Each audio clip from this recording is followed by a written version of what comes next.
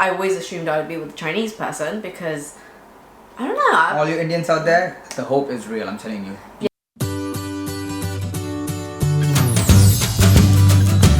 Hey guys, it's Bex. And Arnav. So we are going to do this first video, which is going to be the first video since rebranding our channel. So we decided to make this one just a quick intro video, I guess. About us. Yeah, going back to how this all began, how we met. So, do you want to go first? No, you start because you moved to Hong Kong. I was already there. Okay, fine. So you So start. I moved to Hong Kong to do my PhD. I'd always wanted to go back to Hong Kong. I always thought that that was where my life was going to be. I always loved Hong Kong. So I had an opportunity to do a PhD in chemistry at the Hong Kong University of Science and Technology. So I took it. I moved back to Hong Kong. I left my life here in the UK and I went there and I wanted to meet loads of people, but like I'm kind of in a weird situation where I'm kind of a local but I'm also kind of international, and I tended to try and make friends with international students because I could relate to them a lot more than I could within Hong Kong.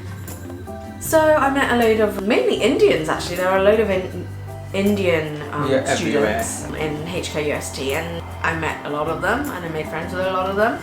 And then there was this one guy that popped up on my Facebook friend request list. His name was Arnavs, and he was like, hey, I'm gonna be going to HKUST as a master's student.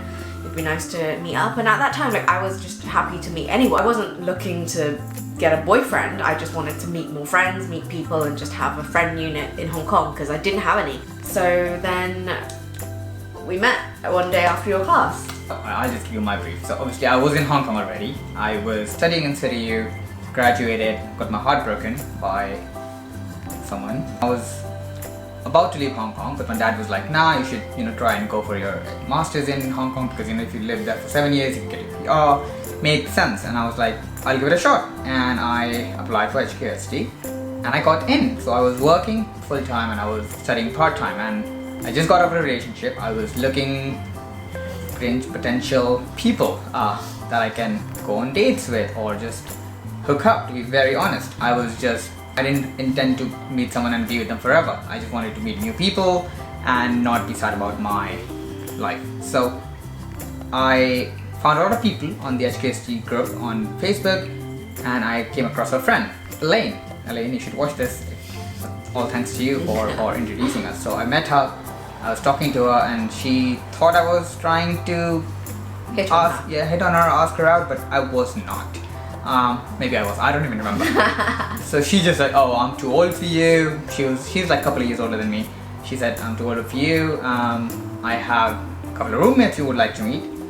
And she was one of her roommates and flatmates at the dorms in HKST. And I was like, fine, I will Stalk her on Facebook. So I stalked her on Facebook. I looked up her, I found her YouTube videos, and I was like, okay, this kind of checks my list. I had a list of it needs to be Asian. I prefer people with similar culture, so I was like, Asians are great. You need to be able to speak good English, and she's from the UK.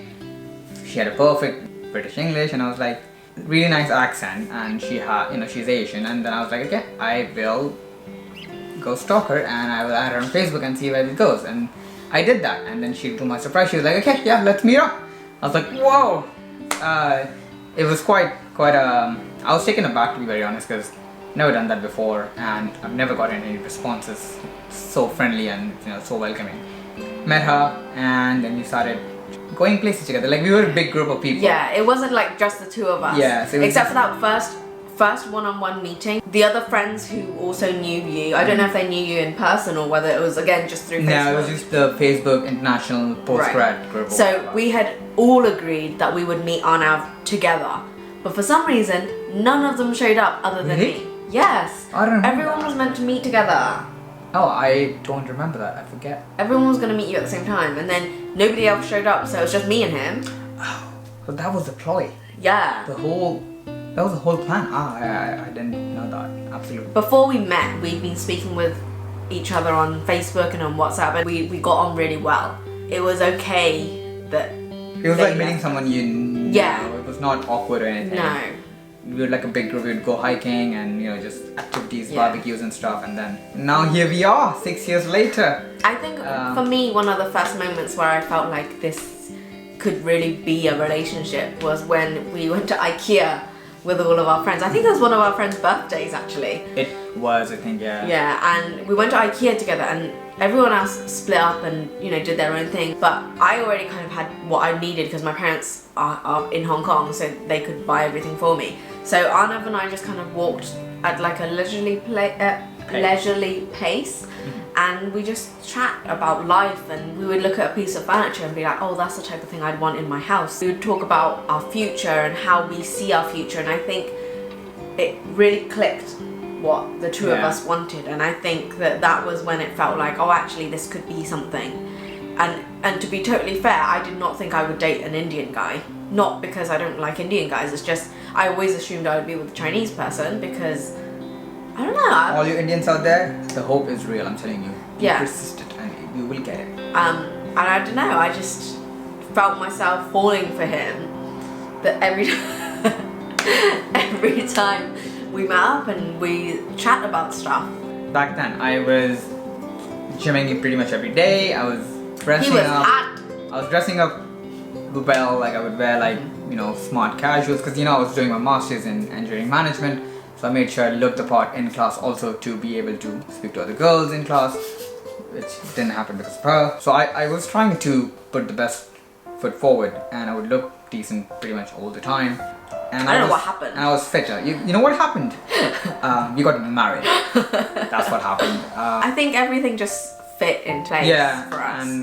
And it's not to say it was an easy journey, and we'll talk about all the bad things that happened in another video, and like, you know, there are always forces that were trying to push us apart. We will definitely talk about the difficulties, particularly for me and my family. Generally from the girl's side. Yeah, so my parents were very against this to begin with, but like I say, we'll talk about it in another video because it needs to be in a separate video. Thankfully, my parents were very welcoming, so that I didn't have helped. Like I didn't have to really push for that, because generally a lot of Indian families are very close-minded. They don't want their sons to marry outside the caste, the religion, just because of whatever it's in India. Of what other people think, I think. Yeah, it's like lo kya kahenge, you know, family kya kahenge and all that. Lo kya kahenge means... Lo kya kahenge. Yeah, that just means what will people say. Lo kya kahenge. Yeah, that. So it's generally about, not about you or your happiness, it's about what the other people will think of you. My parents, obviously, they know about these things and they are very open-minded, and so they were very welcoming about this.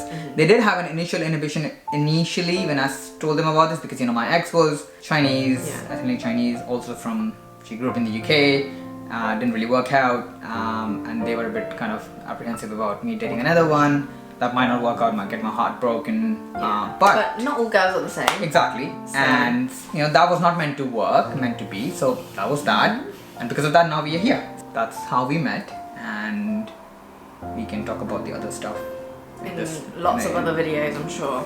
I mean, there's a lot to talk about because we do get a lot of questions on Instagram, on Facebook, even just friends I've known for a while. I've left Hong Kong, people have gone to different countries, and then one of the guys just got back to me, you know, like last week about how did you guys get married and stuff, because they are also in a mixed relationship. So we do get all these questions all the time, which we would like to answer and help, and obviously give any inputs if that might, you know, be useful for the rest of you. Yeah. So that was our video on how we met. Like we say in the video, we're going to have a lot more videos on other things to do with our relationship and being in a mixed relationship and etc, etc. So I really hope that you enjoyed this video and that you'll... Coronavirus. Excuse me. I'm not sick, I forgot what I was going to say. So we'll see you next time. Bye! If there's any other questions that you guys might have... Oh, please comment. Comment, subscribe, you know, send us a message on Instagram, Facebook, YouTube, whatever. And we will... try our best to answer those questions, get back to you, and help. He is sleeping over there. Our boy has been sleeping here the whole time.